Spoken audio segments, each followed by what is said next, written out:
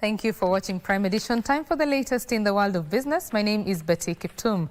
The government is urging local manufacturers to enhance their capacity and quality of products to meet export standards to take advantage of opportunities in the African market. The Ministry of Investments, Trade and Industry Cabinet Secretary, that is Lee Kinyanjui, says the government, as a signatory of the African Continental Free Trade Area, is now actively engaging industry stakeholders through the Kenya Bureau of Standards to align with best international practices and standards for their products.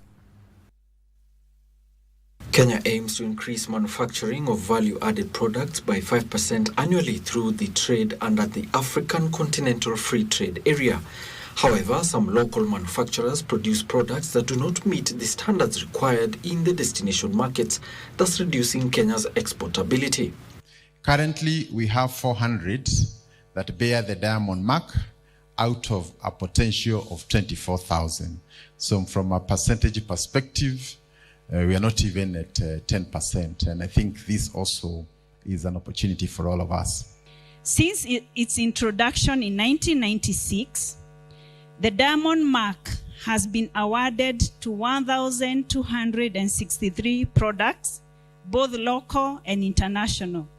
That tells you it's not an easy mark to get. Small and medium enterprises face the biggest challenge in meeting export market standards. Experts call for mentorship and knowledge sharing.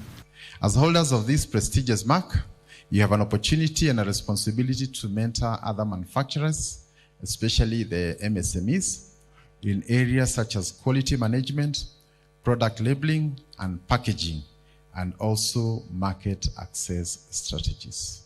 This is the kind of growth we want to replicate across sectors by having the DMARC certification as a transformational and strategic asset.